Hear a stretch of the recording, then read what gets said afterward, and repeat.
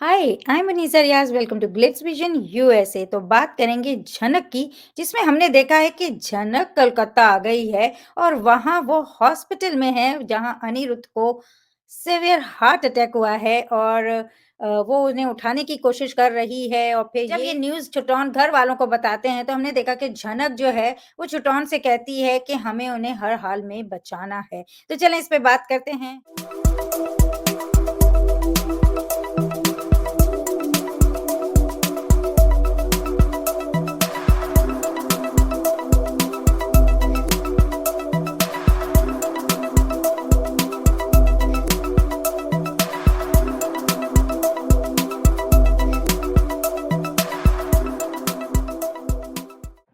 तो बताइए मुनीजा जी ये क्या हो रहा है?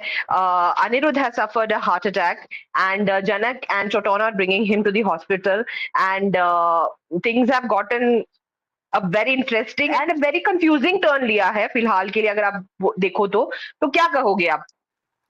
देखिए, क्या है ना, हमने पिछली बार देखा था कि किस तरह से झनक ने सिर्फ़ उसको दूर करने के लिए अपने से बहुत ज़्यादा ऐसी बात कर दी, उसके वाक़ई दिल को चोट लगी थी। पहले ही उन लोगों के साथ जिस तरह से चीज़ें चलती आ रही थी, पाइल अप हो रहा था एक-दूसरे की तरफ से, और फिर ज़ाहिर-सी बात है, जब एक ऐसी बात हुई तो वो उसके दिल पे बहुत गहरा असर छोड़ा था।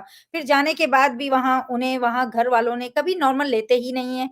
हमेशा अटैक मोड में ही रहते हैं वो, और जिसकी वजह से उनको ये अटैक आया, और जो बनता था कि आएगा ही, क्योंकि बाज़ दफ़ा चीज़ें ना सही बातों से नहीं हो पाती हैं, तो कभी-कभी ऐसी चीज़ें ही आपको रियलाइज़ कराती हैं एक-दूसरे की इम्पोर्टेंस, और यही चीज़ें आपको फिर करीब भी लाती हैं कहीं-कहीं, क्योंकि हम क्या करते हैं, ज़माने भर का सोच लेते हैं और अपना नहीं सोचते हैं, और वो ज़माने भर का सोच के हम खुद को ही चोट पहुँचाते हैं। तो यही अनिरुद्ध और जनक एक-दूसरे के साथ कर रहे थे, और जिसका एक हमने पहले देखा कि वो तो एक अलग ही चीज़ थी कि जो झनक हुई, लेकिन ये बहुत ज़्यादा दिल पे ले लिया, क्योंकि हर तरफ से पिस रहा था और कह नहीं पा रहा था सही से अपनी बात। तो कहीं न कहीं ऐसा ही होता है कि जब आप अपनी बात नहीं बोल पाते हैं, और क्योंकि आपके आगे समझने वाले नहीं हैं, तो आप ऐसे ही असर ले लेते हैं, और वही अनिरुद्ध के साथ हुआ है। लेकिन झनक वहाँ आ गई हैं, क्योंकि वो भी कहीं न कहीं ये महसूस कर रही हैं कि वो उनके बगैर नहीं रह सकती हैं। मुश्किल है उसका जीना भी, तो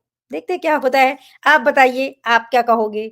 मुझे भी लगता है कि stress is the reason that something like this has happened, because एक तो व्हाट हैपेंड विद जनक, एक तो व्हाट हैपेंड घर पे।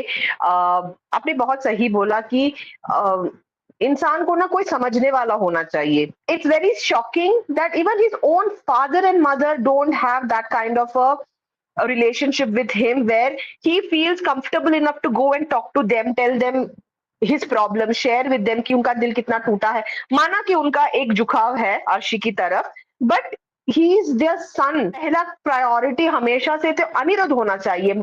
I am not even talking about कि वो जनक को एक्सेप्ट करेंगे या अर्शी को हटाएंगे, ये सारी चीजें नहीं बोल रही हूँ मैं। सिर्फ अनिरुद्ध के प्रति उनका कोई प्यार या कोई अपनापन या कुछ नहीं दिखता। You know, it looks very mechanical as a relationship, because they all are against Jhanak, they are all against Anirudh also. हमने रिसेंटली देखा था जैसे तमी अपने बेटों के लिए स्टैंड लेती है, बिपाशा और तनुजा को अच्छे से सुनाती है when they were trying to go against Choton and the elder son.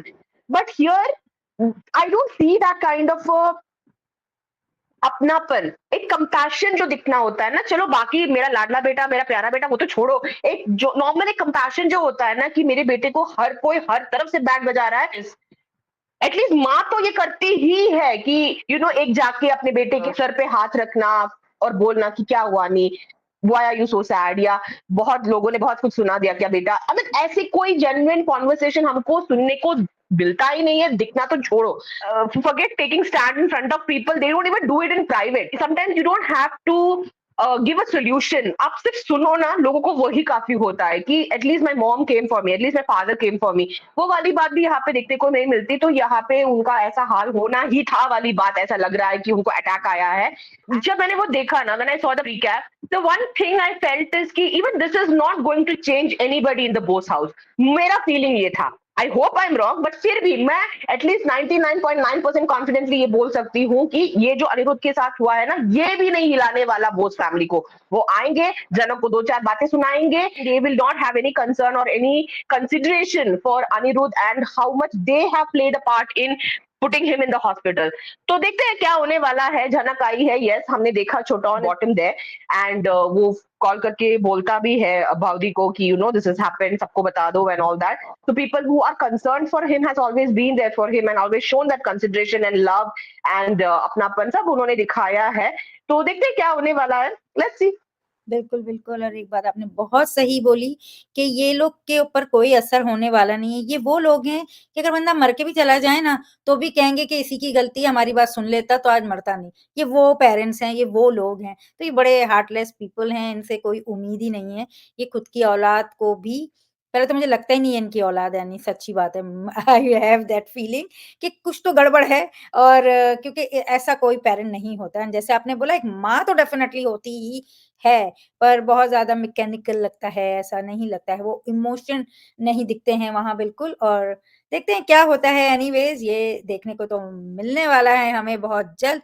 अगर आपको हमारे छोटा-सा डिस्कशन अच्छा लगा हो तो वीडियो को लाइक करें, चैनल को सब्सक्राइब करें और बेल आइकन को क्लिक करके रखें, ताकि जब हम नेक्स्ट टाइम वीडियो अपलोड करें तो आपको नोटिफ़िकेशन आ जाए और देखते रहें Jhanak on Star Plus. Take care, bye-bye.